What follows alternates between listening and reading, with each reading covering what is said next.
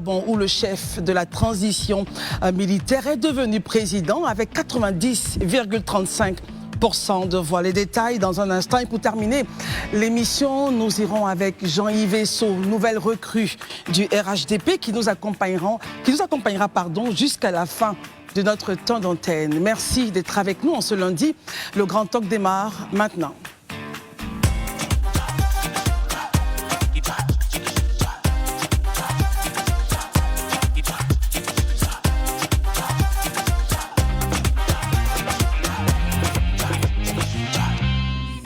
Merci d'être avec nous en ce lundi 14 avril. Le plaisir est toujours nôtre d'être en votre compagnie. Merci de votre fidélité à Live TV. Nous accompagne ce soir pour parler politique nationale et internationale. Élisée Boloube, bonsoir. Merci d'être avec nous. Bonsoir Christelle, bonsoir chers amis sur ce plateau, bonsoir chers fidèles téléspectateurs. Herman Aboua, bonsoir. Merci d'être là. Bonsoir. Marius Komoé, bon retour. Merci d'être avec nous ce soir. Merci Christelle. Bonsoir à tous les téléspectateurs. Bonsoir à toutes les téléspectatrices. Nous sommes bel et bien de retour. Tout à fait. Voilà. Daouda Koulibaly, bonsoir. Bonsoir Christelle, bonsoir à tous et bonsoir chez vous. Je ne peux pas accepter une CEI boiteuse, elle rampe, disait-il, et je parle du président du PPACI qui s'adressait donc à ses militants lors de la 3e fête de la Renaissance à Dabou. Tenez-vous prêts, poursuit-il, dans 2 semaines, on vous dira ce qu'il faut faire. Il a toutefois affirmé que son parti était prêt à aller à ces élections présidentielles d'octobre 2025 et à les gagner. Messieurs, avec vous, nous allons essayer donc de faire autant que faire se peut un décryptage de cette actualité. Commençons par vous, Marius Komoé. Vos commentaires et analyses justement sur la prise de parole du président du PPACI lors de cette fête de la Renaissance, 3e édition. Ah oui, il faut dire qu'au cours de cette fête, qui d'ailleurs est un creuset de célébration donc, de la liberté, avec grand L, ça a été également l'occasion pour le président du PPACI, comme vous l'annonciez, d'évoquer la fête de la Renaissance, la pas fête de la liberté. De la Renaissance de la liberté, la Renaissance donc de la Côte d'Ivoire, la Renaissance donc du multipartisme, en fait tout ce qui concourt à l'expression véritable de la démocratie dans un pays. Et ce fut également l'occasion pour le président Laurent Gbagbo, comme à l'accoutumée, de passer en revue au cours de son adresse à la masse populaire qui était venue pour l'écouter, de passer en revue donc l'actualité nationale et même internationale. Et donc il a évoqué la question donc de la CEI, de la présence donc de son parti à la CEI et de leur départ donc de cette institution, mais il n'a pas manqué également de relever un point essentiel parlant donc du premier président de cette institution ivoirienne. Il a, à la personne du premier ministre Begré Mambé, il a évoqué les déboires qu'il a eu avec ce dernier jusqu'à ce qu'ils mettent un terme à leur collaboration. Et on a... Le Premier ministre a répondu également. Et la réponse du Premier ministre ne s'est pas fait attendre.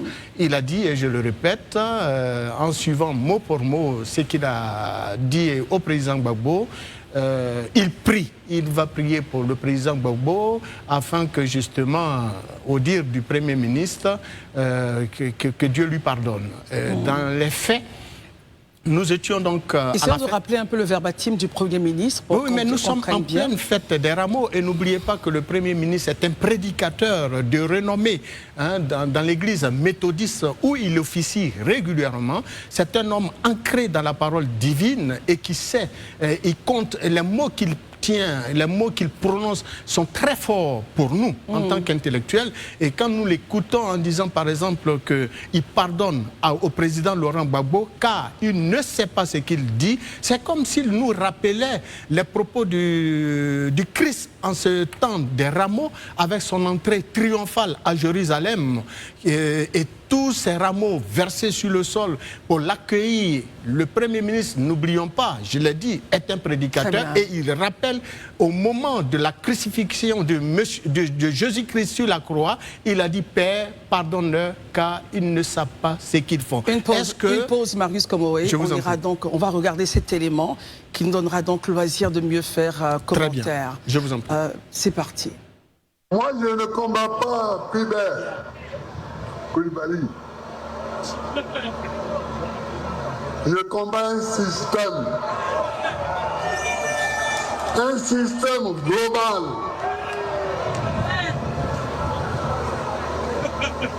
Un système qui fait que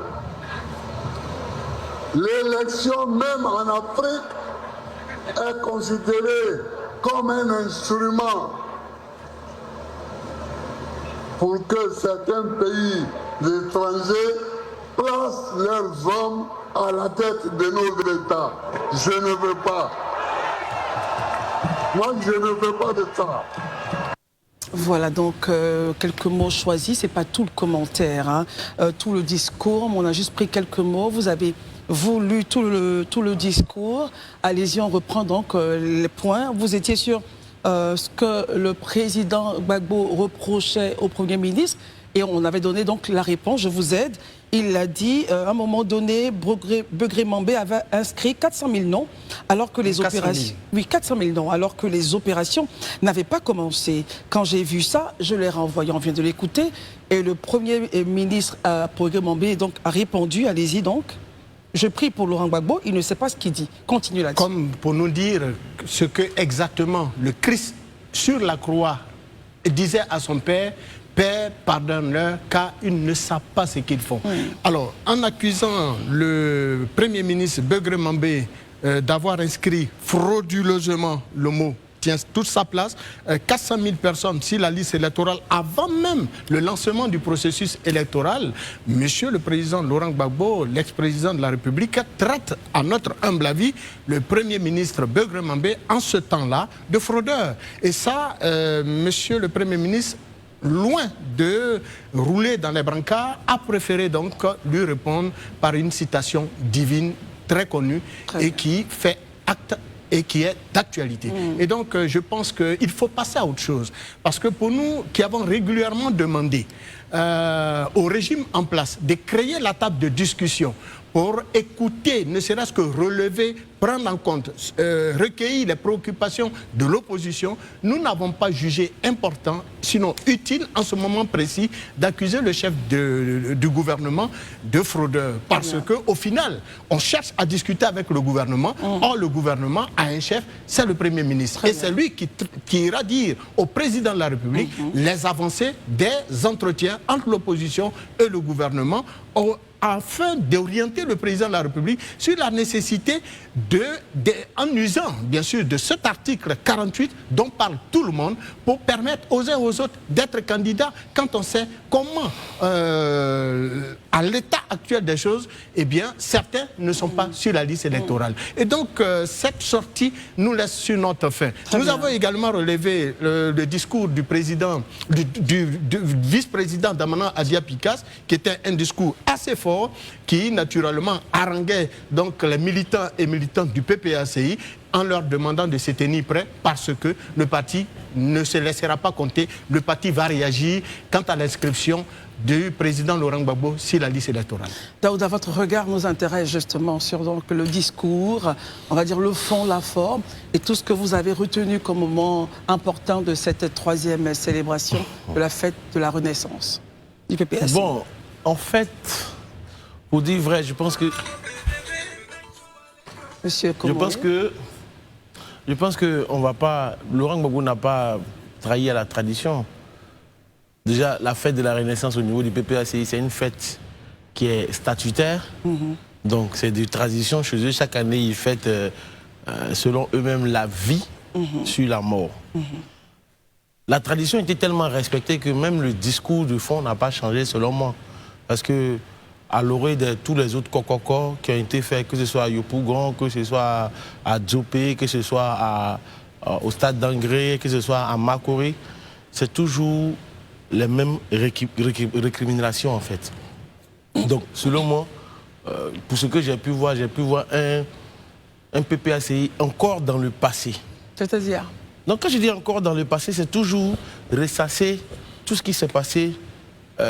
En 2010, ils ont bombardé ma maison. En 2010, il y a eu ceci. En 2010, il y a eu cela. La CEI n'est pas bonne. La CEI est ceci. Moi, je veux dire, en tout état de cause, lors de ce meeting-là, je m'attendais en fait à avoir un discours de projet. Parce que Christelle, Figurez-vous, nous sommes à 5 mois d'une élection présidentielle. À 5 mois, le discours que M. Laurent Gbagbo tient aujourd'hui, ce discours pouvait tenir en 2010. Ce discours pouvait tenir en 2009. Il pouvait tenir même qu'en 2005-2002. Les enfants qui sont nés en 2000, aujourd'hui, ils ont quel âge? Ils ont 25 ans. La perspective a changé. La vision a changé. Les problèmes ont changé. Les enjeux socio-économiques ont changé. Donc, ils ont envie d'entendre véritablement des choses du futur. Mais on ne peut pas, 15 ans après, venir ressasser les mêmes choses du passé. Quand j'ai fini de dire ça, je passe à la question du... Je pense que la réponse du Premier ministre, chef du gouvernement, a été claire. Moi, je ne vais pas commenter ce qu'il a dit. Mais selon moi, depuis très longtemps, je pense que le PPACI cherche à discuter avec le gouvernement en place. Il demande un dialogue politique. Il demande un dialogue politique et autres. Quand on demande un dialogue politique, il y a une posture à avoir. Laquelle? Il y a des propos à pouvoir tenir. Parce que celui qui doit te permettre, comme le disait Marius Komoué, d'avoir accès au président pour que vous puissiez discuter, quand tu le traites de fraudeur comme ça, pourtant, il n'y a même pas un soupçon de preuve, on n'a pas vu de jugement, on n'a pas vu de grosse qui dit qu'il a fraudé, que ceci, c'est cela. Je pense que ce sont des perceptions, ce n'est pas nécessaire. L'autre chose, c'est que, en parlant de Begré Mambé, le Premier ministre, il dit le Premier ministre de l'autre. Il faut faire attention au mot. Le Premier ministre de l'autre. L'autre, c'est qui? De qui je parle, voilà.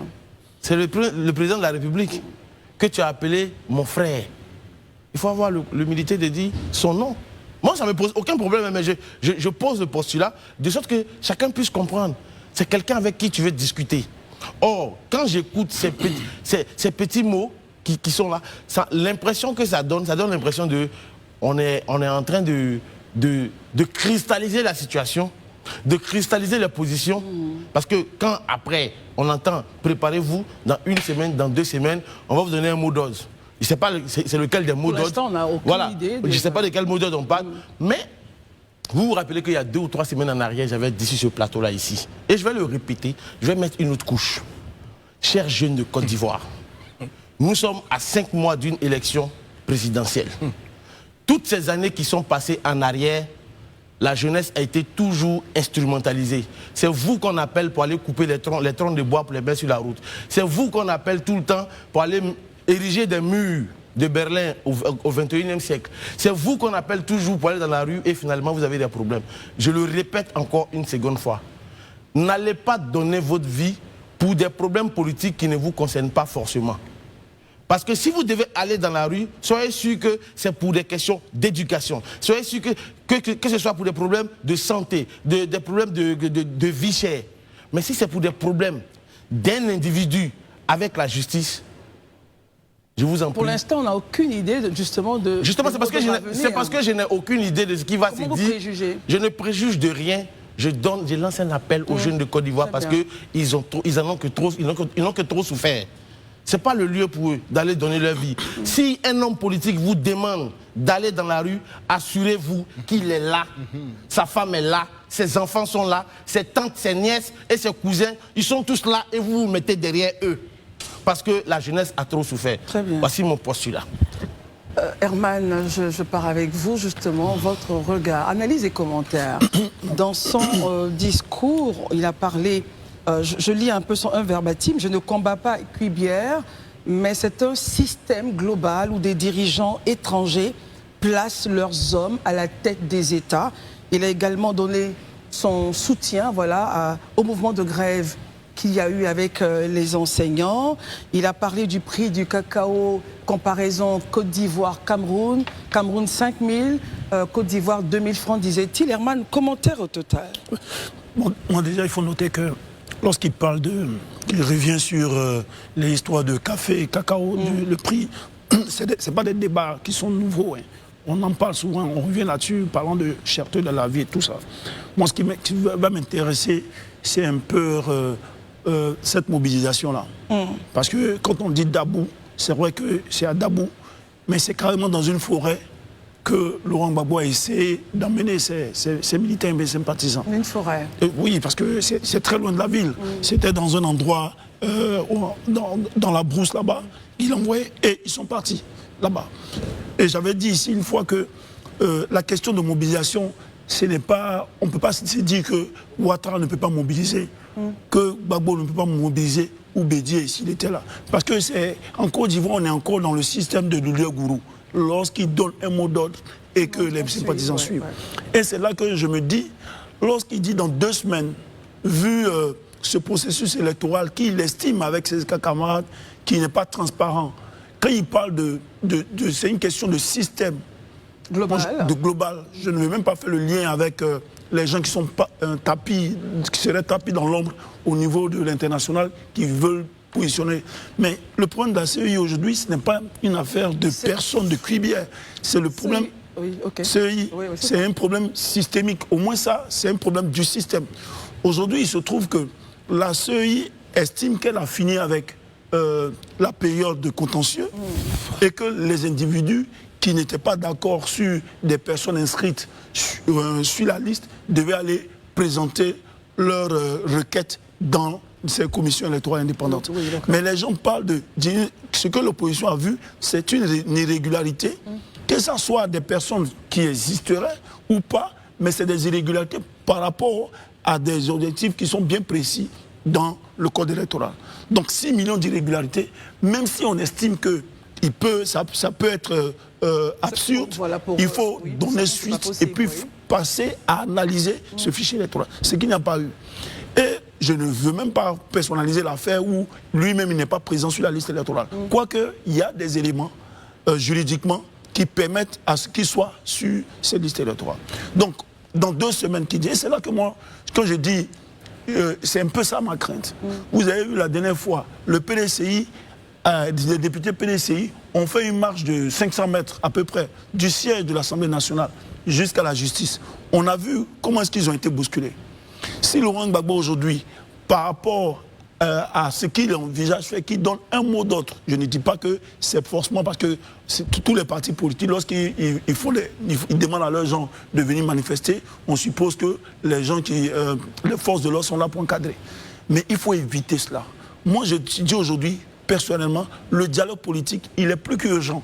Et ça devait être une préoccupation urgente au niveau même du pouvoir du gouvernement. Dans 2 semaines, il faut éviter de lancer un mot d'ordre. Oui, il a dit qu'ils vont faire un comité central et à la suite du comité central, il y aura un mot d'ordre pour le terrain. Mais l'action du terrain aujourd'hui, c'est quoi? Il peut demander à marcher. Quoique c'est normal, mais on sait les inquiétudes toujours qu'on a dans les marches sous nos tropiques. Donc on peut l'éviter. Parce que, mine de rien, tout ce que je dirais, ce non-intérêt des préoccupations de l'opposition, ça peut emmener les leaders de ces partis de l'opposition-là à tenser le pouvoir sur le terrain. Il faut qu'on évite cela. Aujourd'hui, qu'est-ce qu'ils demandent? Ils demandent au moins qu'il y ait un dialogue politique. Pourquoi ensemble, vous trouvez les solutions? Mais qui est le responsable du dialogue politique? Pourquoi depuis 2022, le pouvoir ne peut pas accéder à cette requête-là pendant que l'opposition est demandeur à des préoccupations? Parce que ce qu'il faut dire, c'est ensemble qu'on atteint un objectif de paix. Mais ça ne se décrète pas la paix.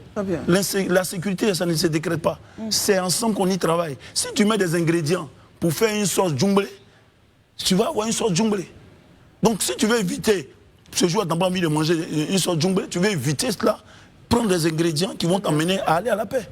Et moi, je pense que le pouvoir, le gouvernement actuellement, doit pouvoir travailler à faire obtenir à l'opposition, aux leaders de l'opposition, parce que pour une fois, ils semblent avoir les mêmes préoccupations. Ils ont fait retirer leurs représentants au niveau de la CEI, le PPACI a fait, le PDCI a suivi, certainement le FPI de Patrick Afinguessan va le faire, ainsi de suite. On peut éviter cela. Très bien, man.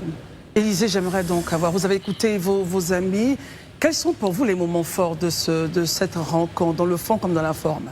Ok, je vais commencer par la forme.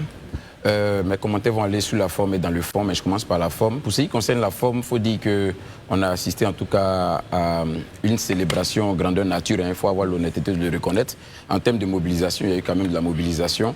C'est vrai que certains diraient que ce n'est pas surprenant, on parle quand même de Laurent Gbagbo qui est quand même une figure représentative du microcosme politique en Côte d'Ivoire, donc ce n'est pas une surprise, mais bon, je pense que c'est quand même un élément important à relever. Ça donne du regain à la formation politique, surtout que c'est une formation politique, quoique il y a des leaders qui ont existé depuis longtemps sur la scène politique, mais qui a une formation politique un peu, je vais dire, récente, puisqu'elle a été créée juste en 2020.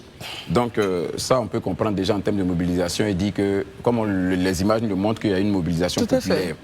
Maintenant, comme je l'ai dit, en termes d'organisation, il n'y a rien à dire. Il n'y a aucun incident qui a été signalé. Tout s'est bien passé. Les gens sont arrivés, ils ont fait leur cérémonie, ils sont rentrés. Et ça, je tenais vraiment à féliciter le comité d'organisation pour cela. Maintenant, quand il s'agit au fond, je voudrais qu'on rentre vraiment dans le fond. Allez-y. Moi, j'ai quelques observations sur le discours du président de la République. Du président Laurent Gbagbo.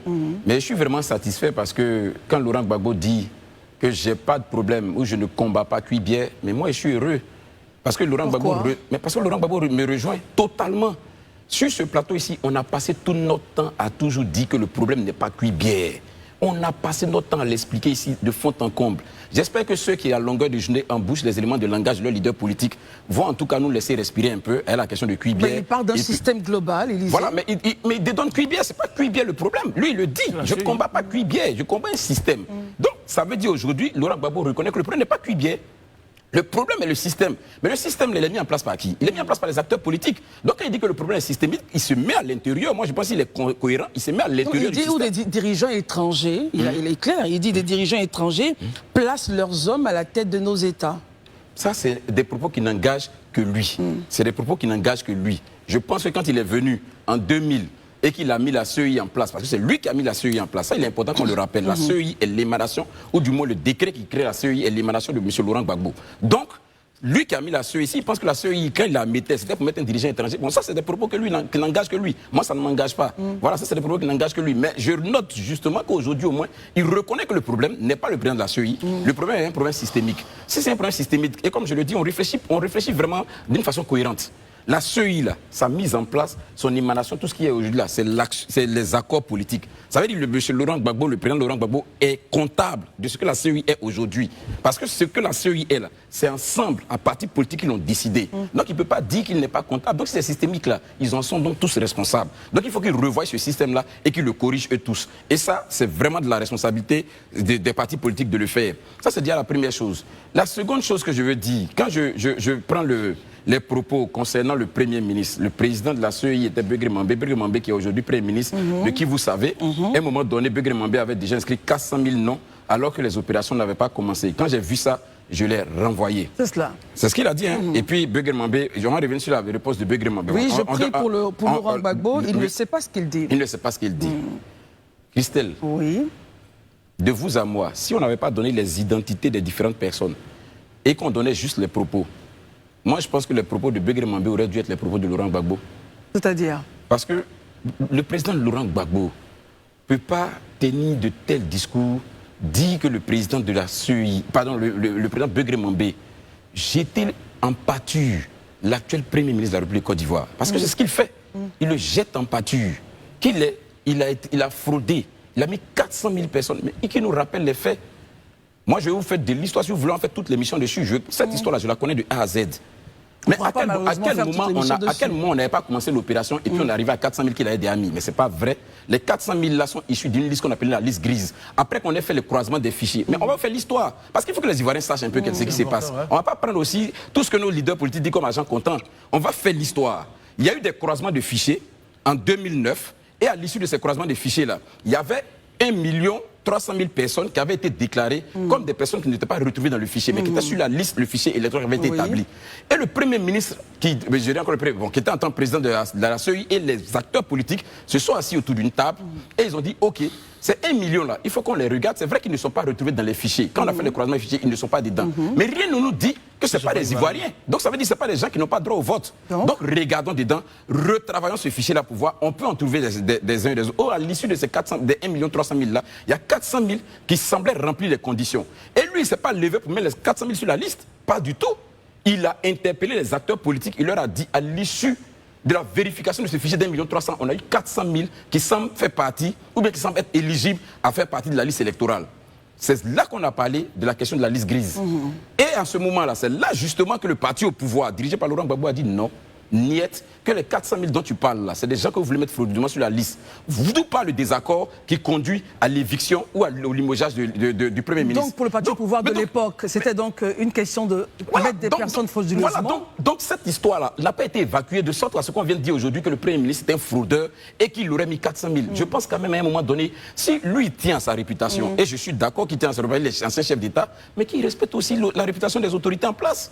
C'est des autorités, c'est des personnalités. On ne peut pas les jeter à l'avenir populaire en les traitant de fraudeurs alors qu'on n'a même pas de preuves établies de ce qui a été fait. Aujourd'hui, ce que je dis là, c'est factuel. On peut remonter dans l'histoire, on va ressortir tous les faits et puis on va les comparer. Alors donc, à un moment donné, moi je trouve qu'il faut arrêter ça. Au total, Élysée, pour revenir sur cette affaire, donc à l'époque, le parti au pouvoir estimait que les 400 000 étaient donc du faux et la CEI a présenté preuve à l'appui que non, c'était des Ivoiriens. C'est ce que je suis en train de vous dire. Bien. Pas que le parti ait dit c'est des fraudes.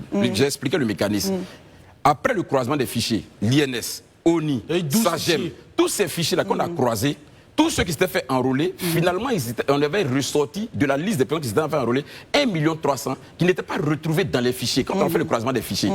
Et ils se sont dit, c'est ce que je dis, le président de la CEI et les acteurs politiques, les 1 300 000 là, on ne peut pas juste dire qu'ils ne sont pas éligibles à l'élection. Il faut qu'on vérifie encore avec certains autres critères. Peut-être qu'ils peuvent faire partie des personnes éligibles. Et après cette vérification, qui n'est même pas le fait de l'actuel Premier ministre, ce n'était même pas son fait. Lui n'est que juste le président de la commission. Mais il y a des structures spécialisées qui géraient ça. Il y avait l'INS. L'INS qui était par M. Meleux. Meleux qui était un proche de Laurent Gbagbo, parce qu'il était le DG de l'INS. C'est eux qui ont fait le travail, ça jette. À quel moment donc, Béguer Mambé fait 400 000 qui met sur la liste? À quel moment? Donc à un moment donné... Donc le fait de rappeler ce fait-là aujourd'hui... C'est important qu'on le rappelle. Moi je dis et je le respecte. Autant j'ai un faible pour le respect de nos autorités, autant franchement je suis horripilé quand on les jette à la pâture, surtout sur des faits qui ne sont pas prouvés. Ça c'est important quand même qu'on corrige ça. Ça c'est la première chose que je voulais dire. On va revenir sur la réponse du Premier ministre. La réponse du Premier ministre est une réponse empreinte de sagesse. Ça c'est l'attitude d'une personne qui pense à apaiser la situation et qui veut voir son pays aller sur les sillons de la paix. Parce qu'il aurait pu réagir et de façon virulente. Et on serait dans quoi? À un moment donné, il faut qu'on arrête. On n'a pas pitié à un moment de donner des Ivoiriens qui souffrent, qui sont anxieux. Au fur et à mesure qu'on approche des élections, qui deviennent de plus en plus anxieux. Ou bien c'est un plaisir pour les acteurs politiques de voir que l'anxiété, ou bien que les Ivoiriens deviennent anxieux. Apparemment, il y a certains acteurs politiques qui sont très heureux de constater qu'au fur et à mesure qu'on avance vers la présidentielle, les Ivoiriens commencent à devenir anxiogènes. Mais je ne peux pas accepter ça. Donc il faut qu'on corrige ces choses-là. Je vais terminer par ce dernier élément. Merci. Voilà, c'est par ce dernier élément pour dire que moi, j'écoute les acteurs politiques et je les appelle à la cohérence. Vous savez, ici on nous a dit que on est très attaché à la loi, au respect de la loi. On nous a même dit sur ce plateau ici, il y a quelqu'un qui est venu ici qui a dit qu'en 2010, là, quand il a déchiré la fiche, là, c'est parce qu'on n'avait pas respecté la loi qu'il a déchiré la fiche. Mais qu'est-ce que la loi nous dit? Quand on fait un courrier, qu'on demande à son candidat de sortir, ou bien à son représentant de sortir de la CEI, mais c'est pas ce que la loi dit. Prenons la loi sur la CEI, la loi qui compose et qui attribue le rôle à la CEI, son article 7, je vous le lis actuellement. Voilà ce que l'article 7 dit. Parce que c'est très important de dire qu'on aime la loi, mais il faut que les Ivoiriens sachent vraiment la loi. L'article 7, voilà ce que l'article 7 dit. Avant leur entrée en fonction, des membres de la commission centrale de la CEI, les membres de la commission centrale de la CEI prêtent serment devant le Conseil constitutionnel en ces termes. Je m'engage à bien, écoutez bien, chers Ivoiriens, vous allez voir qu'il y a beaucoup de choses que nous ne vous ont pas dites. Chers Ivoiriens, je m'engage à bien et fidèlement remplir ma fonction, à exercer en toute indépendance et en toute impartialité. C'est chaque membre de la commission centrale qui jure. Et là, vous parlez du président Dimba, c'est cela? Je parle de tous les membres de la commission centrale, que ce soit Dimba, que ce soit Cuibia, c'est le serment que chacun prête là qui est là. Et chacun dit, je m'engage à bien et fidèlement remplir ma fonction, à l'exercer en toute indépendance et en toute impartialité, dans le respect de la Constitution et du code électoral et à garder le secret des délibérations et des votes, même après la cessation de mes fonctions. Quand tu finis de dire ça, là, à quel moment tu deviens encore représentant d'un parti politique? Très bien. Et à quel moment et même que ton parti envoie un courrier pour dire qu'il faut sortir? À quel moment? Merci. Donc quand on respecte la loi jusqu'au bout. On respecte la loi à midi et puis on respecte la loi à 19h. C'est pas comme ça que ça fonctionne. Très bien, Élisée. C'est vrai que vous avez pris du temps. On vous a écouté. On va écouter aussi Herman qui avait la main levée lors de votre intervention. Herman, allez-y. D'abord, un fait sur lequel Élisée est revenu, lorsqu'il prend le fichier de 2000, la CEI. Moi, j'ai envie de poser la question à Vous voulez Élisée. parler de la liste grise? La CEI. C'est vrai, ça plaît de dire que c'est Laurent Gbagbo qui a créé la CEI. Mais effectivement, on était dans une période sociopolitique qui, les gens estimaient que la CEI, enfin, l'organe qui était chargé des élections, avant c'était logé au ministère de l'Intérieur. Les partis politiques estimaient que le pouvoir en place ne devait pas gérer une commission qui devait être indépendante. Donc cette volonté-là, c'est ce que le président de la République en son temps a traduit en acte en mettant en place la CEI. Mais M. Begré Mambé, là, c'est la CEI, quand Gbagbo était là, était contrôlé par l'opposition, les partis politiques de l'opposition qui étaient en face de lui. Parce qu'au sorti de Makoussis, on se souvient tous, pour créer, même à la tête de chaque institution de l'État, on faisait ça par quota. Les groupements politiques, les forces nouvelles, qui étaient les forces rebelles, qui sont devenues les forces nouvelles, avec tout le démembrement, MPIGO, MPCI, tout cela et autres. Donc le FPI, même le gouvernement, le FPI était minoritaire dans le gouvernement. Et au niveau de la CEI, je parle même au gouvernement. De toutes les institutions, le pouvoir de Laurent Gbagbo, donc les partisans, le FPI était minoritaire dans toutes les institutions depuis Makoussis. La preuve en est, ce qui est plus frappant, c'est que les premiers ministres qui se sont succédés, juste à la résolution de la crise, c'était pas Gbagbo signait, mais on lui imposait, ce n'est pas les hommes qui voulaient forcément, qui venaient certainement, on dit qu'ils sont des personnes neutres, ou bien, mais des personnes... Pourquoi ce point par rapport justement Non, je veux dire que lorsqu'on dit par exemple que c'est Gbagbo qui a signé cela, les faits c'est que en ce moment-là, il faisait suite, il donnait force aux accords qui avaient été, et qui le rendaient minoritaire. C'est de ça qu'il veut parler. La CEI, à Begré Mambé était du PDC-RDA, était dans l'opposition. En 2005 déjà, le PDC-RDA était en RHDP. Ils ont créé le RHDP 2005 avec le RDR. Donc, il ne faudrait pas qu'on fasse croire que Gbagbo, il a mis les gens. Et donc, tout ce qu'il y a eu comme irrégularité ou bien de faux pas, c'était lui qui était responsable. Et ça, on va loin. Mais aujourd'hui, les mêmes acteurs politiques qui vous diraient qu'ils étaient d'accord, ils ont mis en place la CEI. Ces mêmes acteurs politiques vous disent qu'ils ne sont pas d'accord avec la marche tel que le processus est conduit par la CEI actuellement. Donc ils veulent qu'on réforme cette CEI. Ils veulent qu'on revoie le fichier électoral. Discuter. Moi, je ne dis pas qu'il faut forcément donner suite à leurs préoccupations, mais au moins échanger avec cette opposition.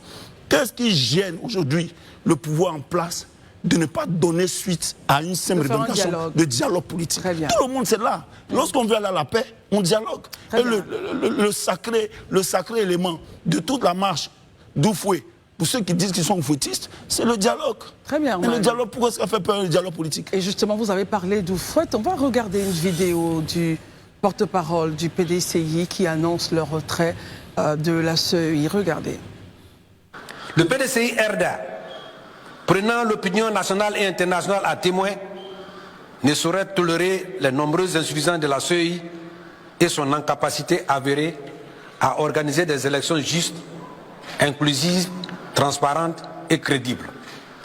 Face au refus systématique du dialogue politique pour améliorer un système décrié par tous, exception faite du parti au pouvoir qui y trouve son compte, le PDCI RDA demande, dès cet instant, à son représentant de suspendre sa participation aux travaux de la CEI centrale, jusqu'à nouvel ordre. Très bien. Alors Daouda, avec vous, nous commençons. Nous voyons là bien annoncer le retrait du PDCI de la CEI. Le PPACI, donc, du moins, Cap Côte d'Ivoire, a suivi avec ses partis qui sont donc au sein de l'organisation.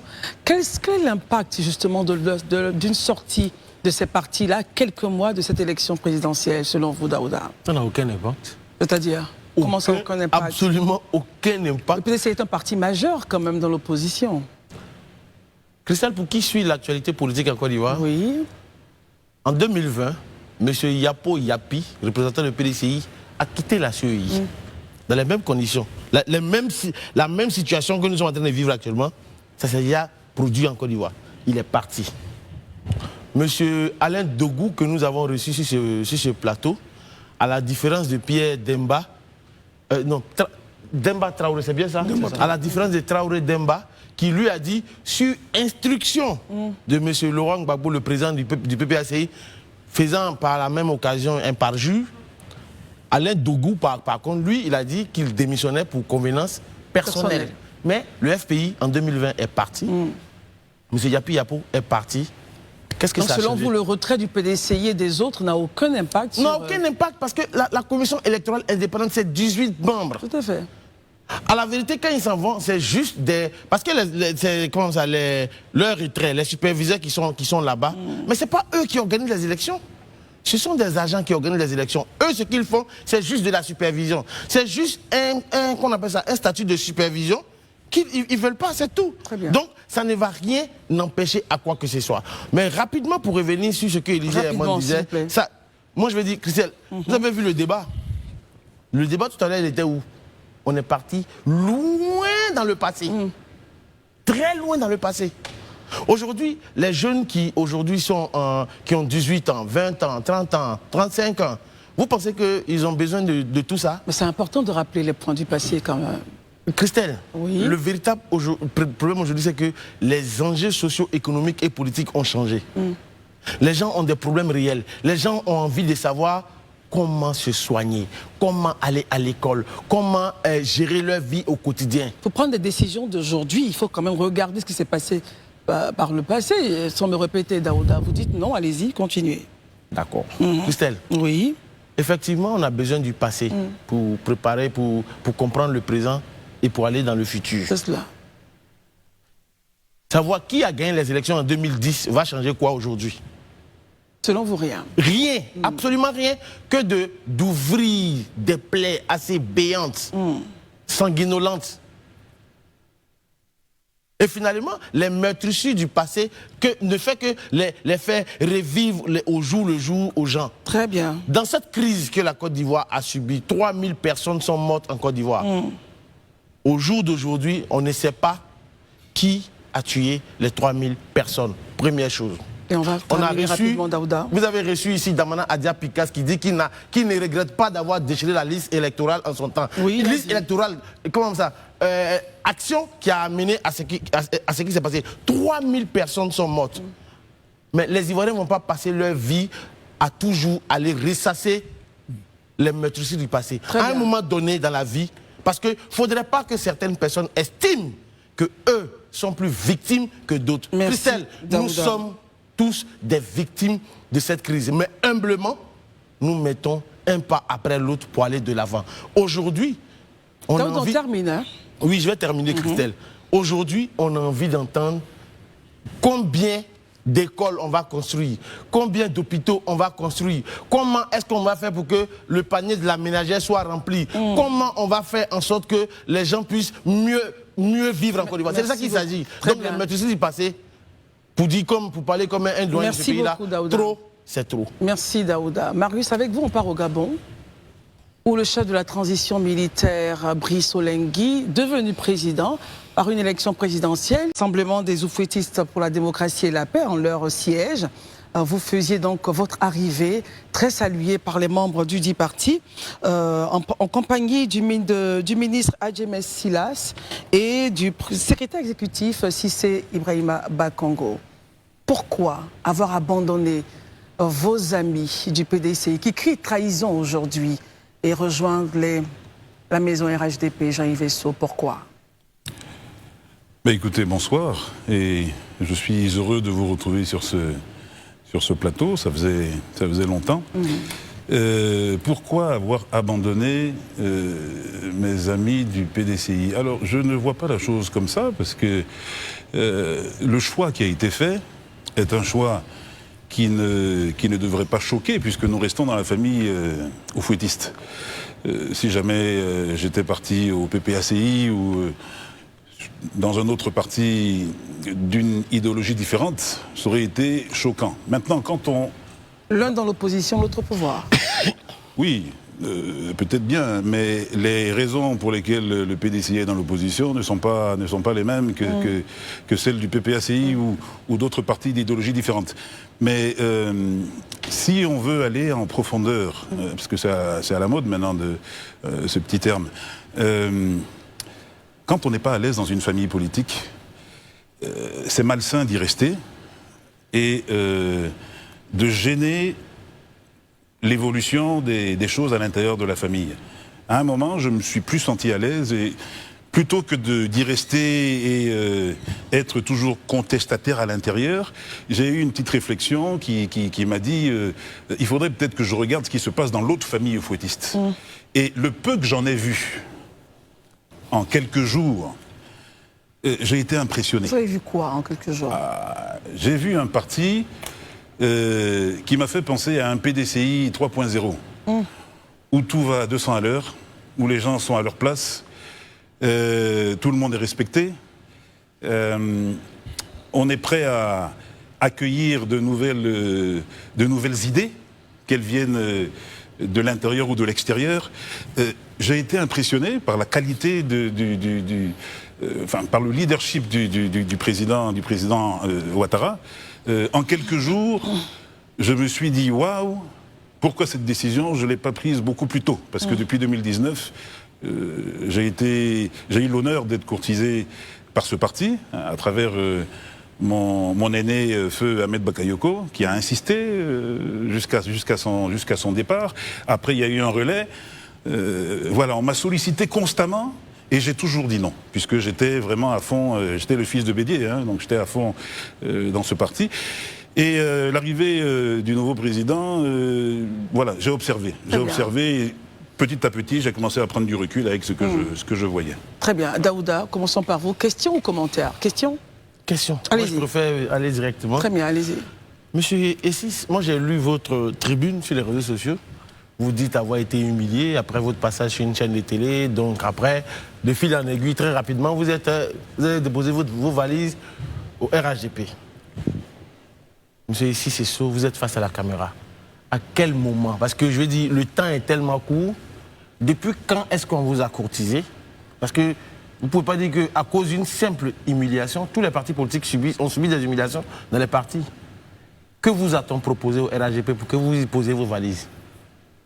Alors, vous serez surpris, mais c'est même moi qui ai proposé même de payer pour y aller au RHDP. Tellement j'avais envie d'aller découvrir ce parti. Vous avez proposé, enfin c'est une plaisanterie, juste pour dire que vous aviez envie d'y arriver.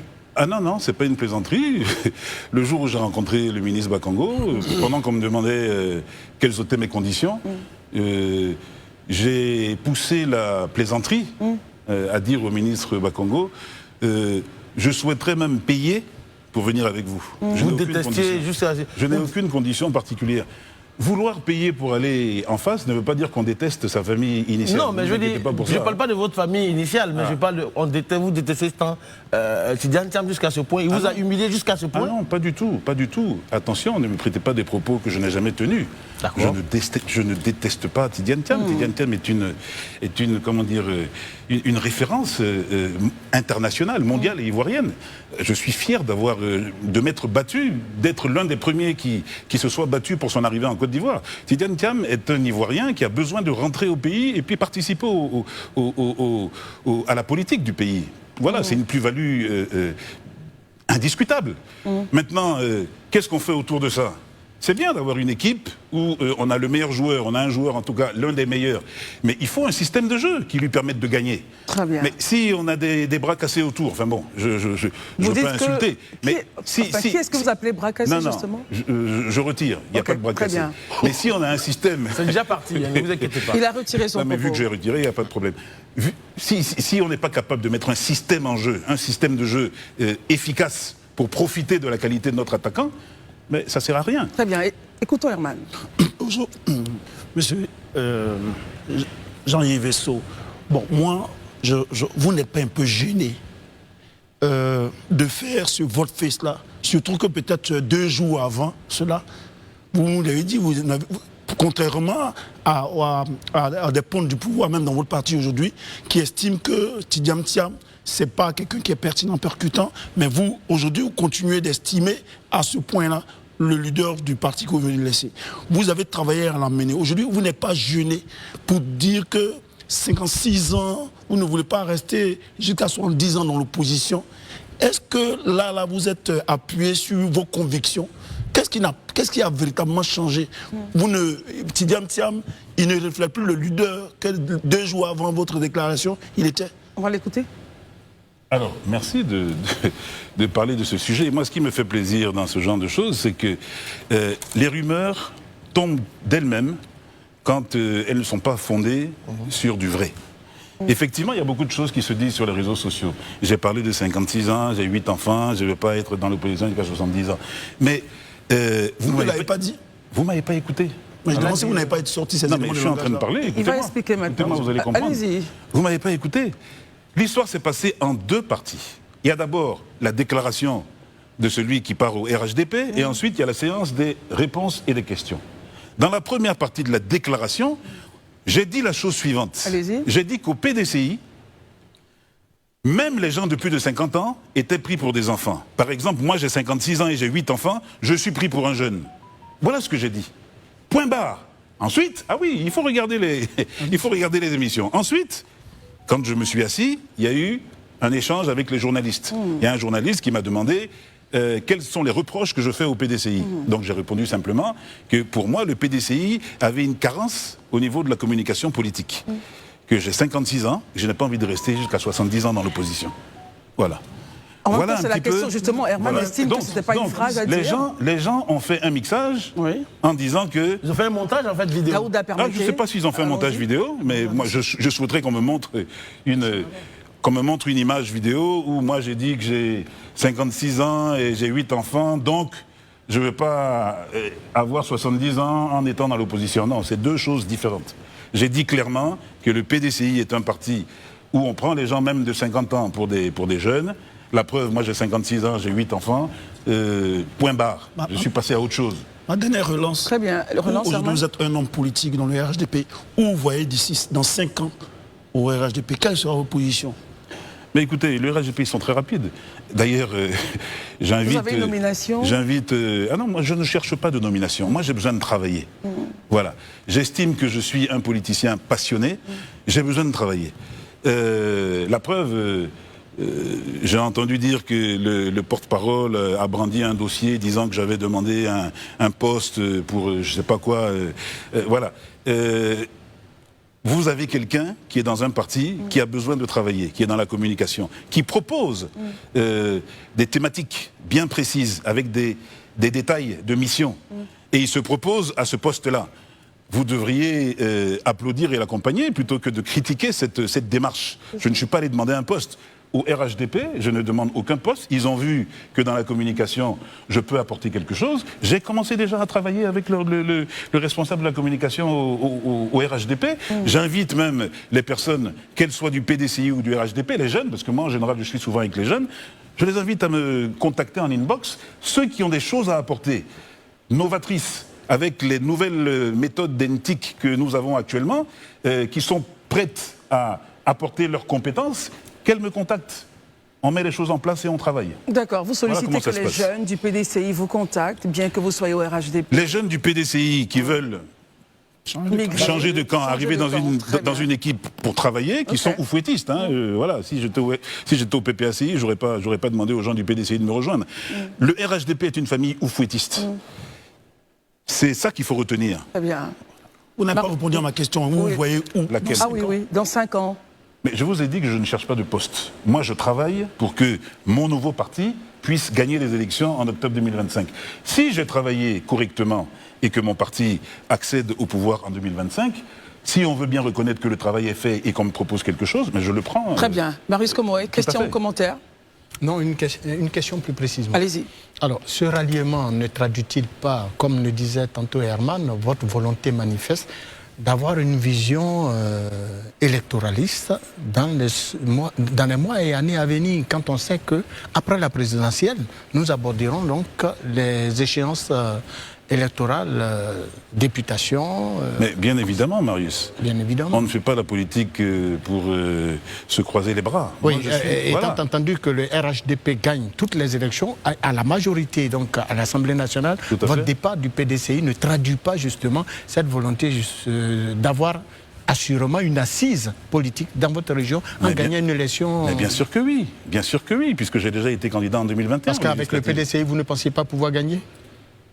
Mais écoutez, si je ne suis pas sûr que le PDCI remporte les élections présidentielles d'octobre 2025, il y a de fortes chances que l'enchaînement derrière soit le même que pour les présidentielles. On perd aux présidentielles, c'est un cataclysme pour la suite. Très bien. Élysée? Ok, monsieur Esso Essis, tout à l'heure dans vos propos, vous avez dit que la raison qui a fait que vous êtes parti du PDCI, c'est le fait que vous ne vous y sentez plus à l'aise. Vous ne vous sentez plus vraiment en famille comme il se devait. Devrait-on comprendre que si d'aventure, demain, vous ne vous sentiez plus à l'aise au RHDP, que vous avez rejoint à quelques semaines, vous repartiriez sous d'autres cieux? Ça, c'est la première question. La seconde question est la suivante. Est-ce que les revendications que vous portiez il y a juste 2 ou 3 semaines en arrière, on se rappelle, moi je vous ai vu sur un plateau télé, revendiquer avec véhémence et force encore la révision par exemple de la liste électorale. Est-ce que vous pensez que ces revendications sont encore d'actualité maintenant que vous êtes au RHDP? Alors, pour répondre à votre première question, quant au fait que si je ne me sens pas à l'aise au RHDP, partirez-vous sur d'autres cieux? Alors, je vais vous rassurer sur quelque chose. Je ne suis pas une girouette politique, puisque depuis que je suis arrivé en Côte d'Ivoire en 2012, tout le monde a vu mon développement dans le PDCI. Je n'ai regardé aucun autre parti, j'étais focus sur mon parti, et je le défendais bec et ongle, au risque de ma vie. J'ai échappé plusieurs fois à des choses très compliquées, en 2020, en 2021. Même encore il n'y a pas très longtemps, je me suis rendu à la MACA pour soutenir le jeune qui avait été emprisonné, Macron. Alors, on ne peut pas douter de ma passion pour le parti que j'ai rejoint depuis que je suis arrivé en 2012. Je suis un oufouettiste. J'estime que je reste dans la famille oufouettiste. Alors, en me déplaçant, en allant dans un parti où je pense, avec ce que j'ai vu et avec ce que j'ai entendu auparavant quand j'étais à l'extérieur du parti, je pense trouver les moyens de ma politique.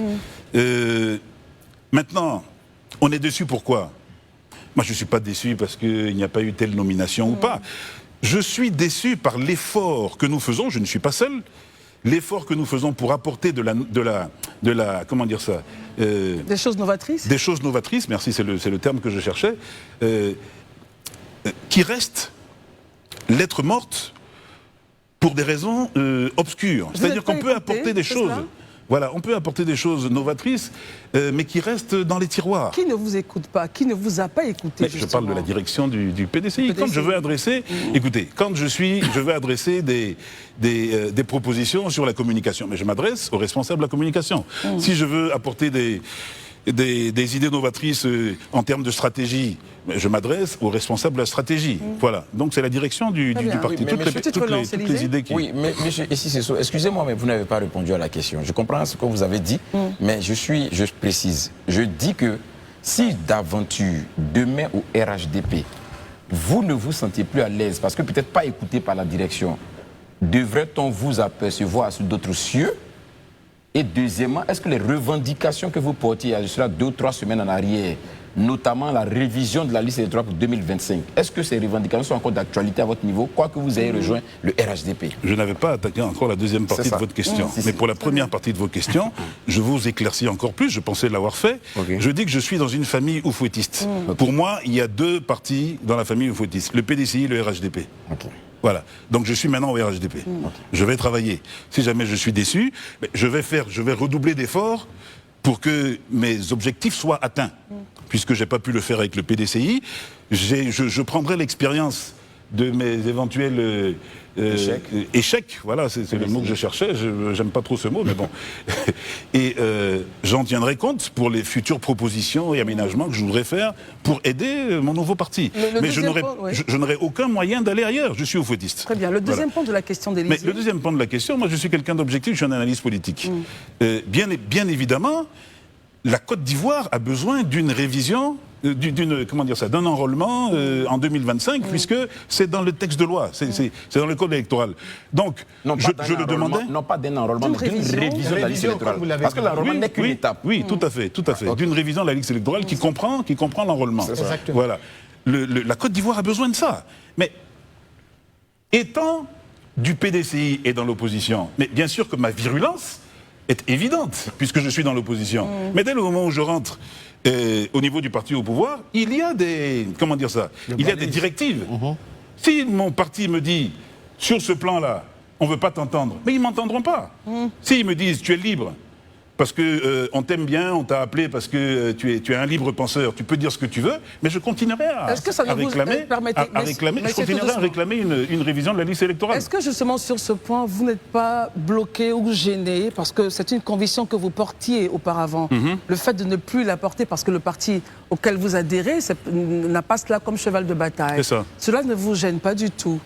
Mais écoutez, quand on appartient à un parti, on fait des concessions. Vous êtes discipliné. Quand on appartient à un parti, on fait des concessions. On est discipliné. Très bien. La preuve, on nous a interdit de participer à un plateau télé qui est incontournable dans la communication politique à 7 mois des élections.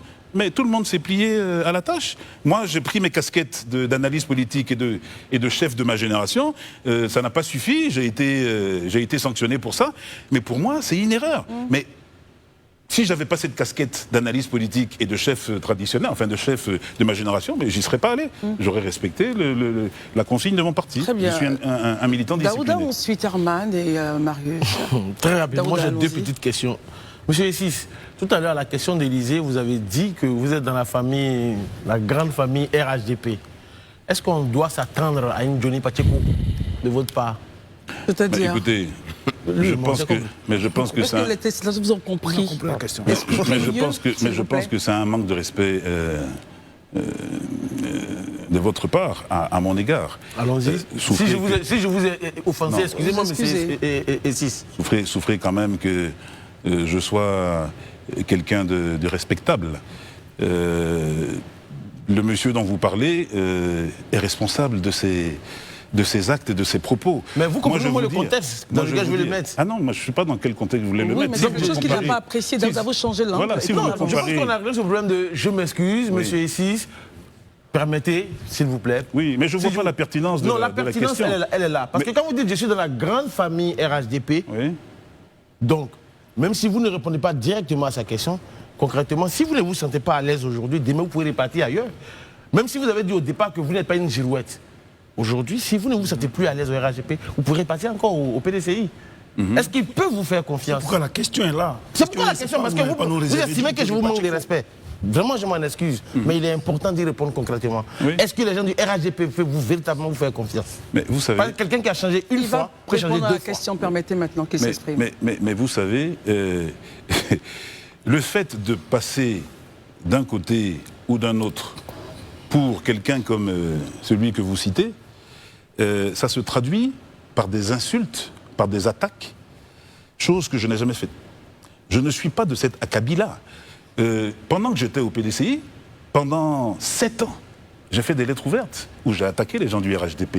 Jamais je n'ai mis un mot plus haut que l'autre, jamais il n'y a eu d'insultes inacceptables, sinon je ne serais pas sur les plateaux actuellement, je serais à la Maca.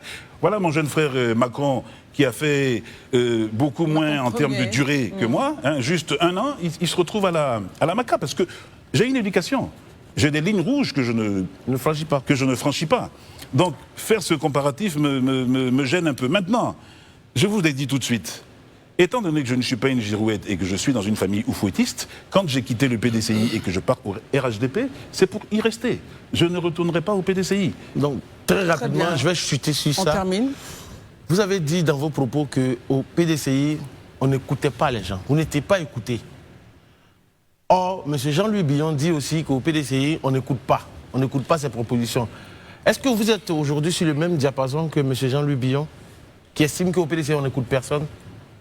Écoutez, M. Jean-Louis Billon est une personne respectable, qui a montré ses qualités au niveau du parti, son engagement. Il s'est trouvé qu'il a estimé qu'il y avait une certaine dose de frustration et de mauvaises, de mauvaises choses qu'il avait constatées. Il s'est mis... En retrait? Je ne vais pas dire en retrait, mais il s'est mis dans sa posture de candidat potentiel. Et puis voilà.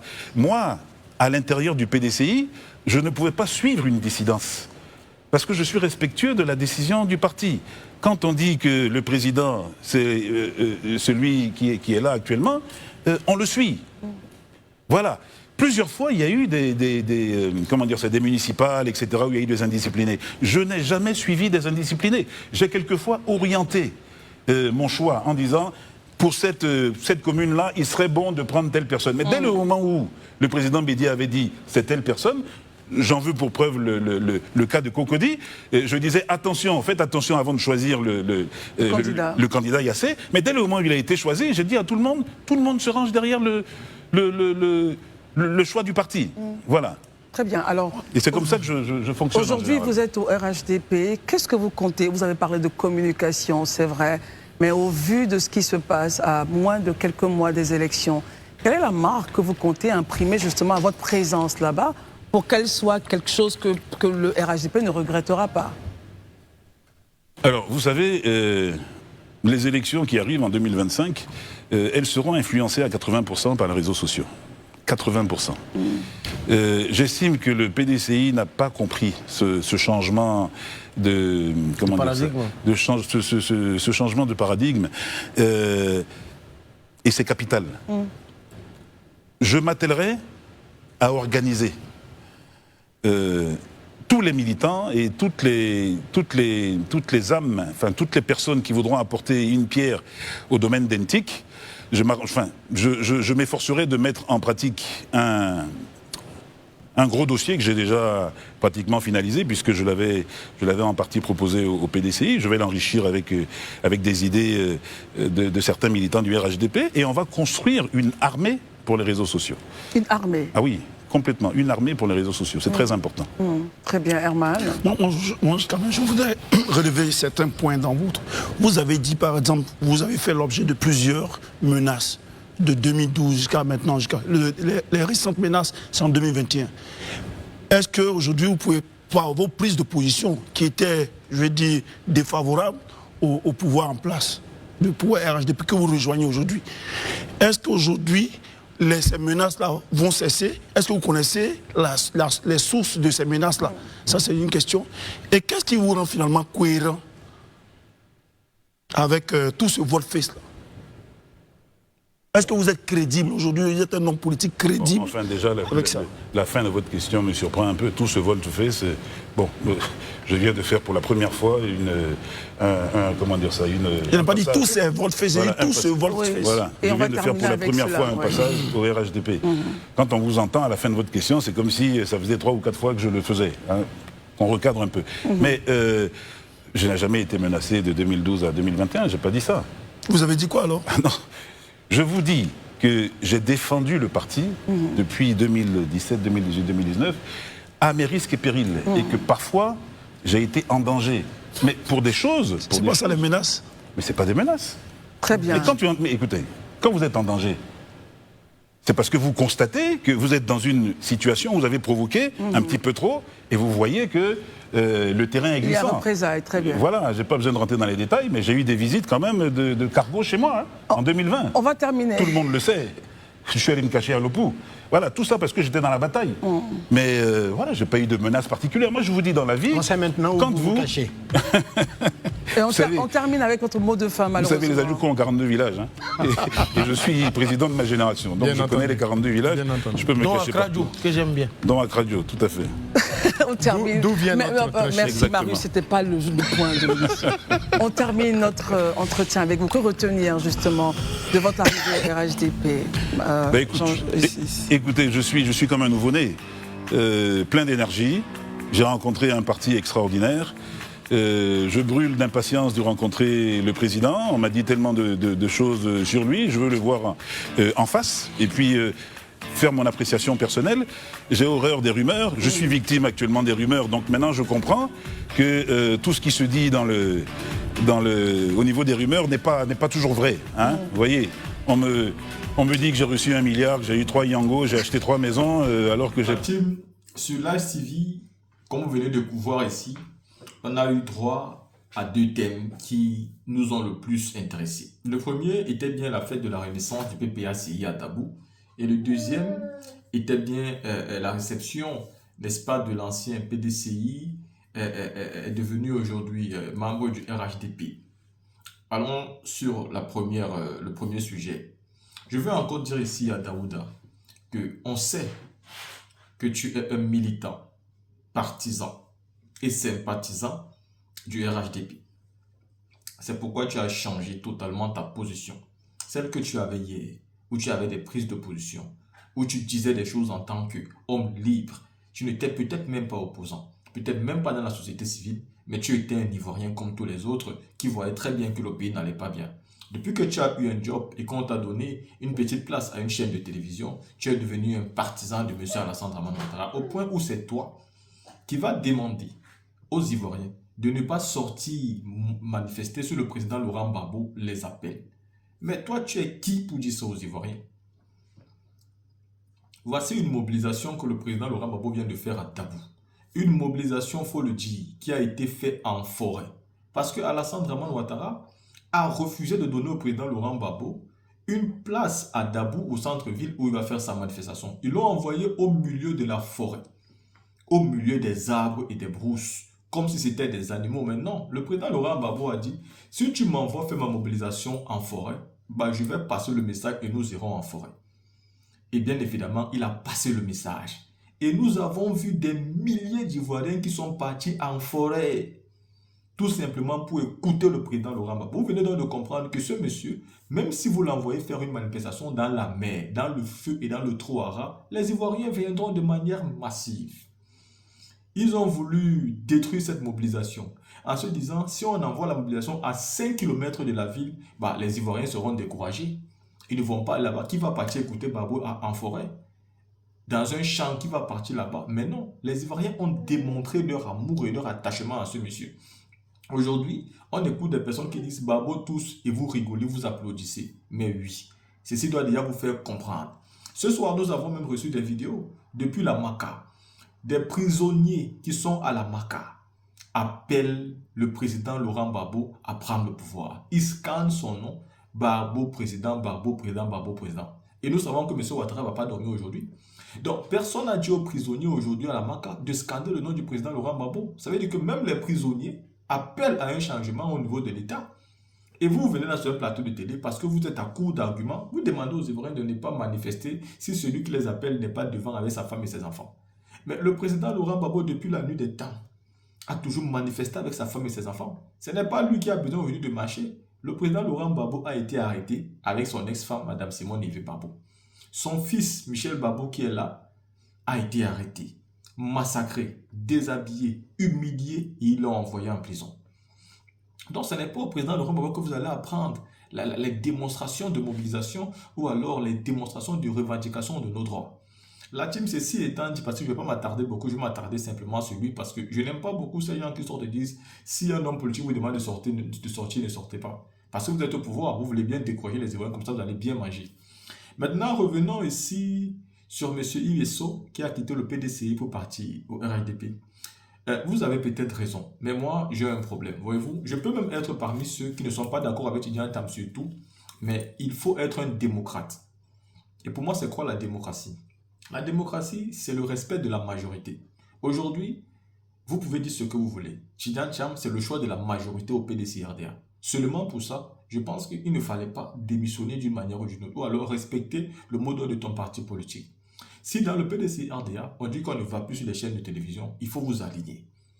Au PPACI en tout cas, si le président Laurent Gbagbo dit on ne fait pas ça, vous allez voir que tout le monde va s'aligner et on ne ferait pas ça. Donc je ne comprends pas pourquoi vous êtes allé contre ce que le président de votre parti a demandé, contre ce que les instances du parti a demandé. Aujourd'hui, vous avez migré vers le RHDP, au restaurant. Vous avez dit que vous ne voulez pas être opposant jusqu'à 70 ans. On estime donc que vous n'êtes pas là-bas à cause des convictions du PDCI, du RHDP, mais vous êtes là-bas parce que vous pouvez aussi manger. Parce que vous ne voulez pas vieillir dans l'opposition. Parce qu'à un moment donné, vous pensez que pour être aussi un homme important en Côte d'Ivoire, il faut peut-être que vous soyez dans une chapelle où vous pouvez aussi être quelqu'un, plus que ce que vous êtes aujourd'hui au PDCI-ADR. Et donc, dans ce sens-là, nous, on l'a respecté. Bon vent à vous. Mais honnêtement, arrêtez de dire, de donner des justificatifs pour ce que vous avez fait. Et moi, ce que je dis encore pour sortir par rapport à cette vidéo, c'est que vous partez au RHDP parce qu'ils sont au pouvoir. Mais ce que vous oubliez, c'est que vous ne connaissez pas s'ils seront encore au pouvoir ou pas dans 6 mois. Dans 6 mois, peut-être, ça sera un autre parti politique. Dans 6 mois, peut-être, il y aura une transition. Dans 6 mois, ça sera peut-être d'autres Ivoiriens. Et en ce moment, qu'est-ce que vous allez faire? Parce que tous les traits qui sont en train de partir rejoindre le RHDP aujourd'hui, vous pouvez le regretter amèrement.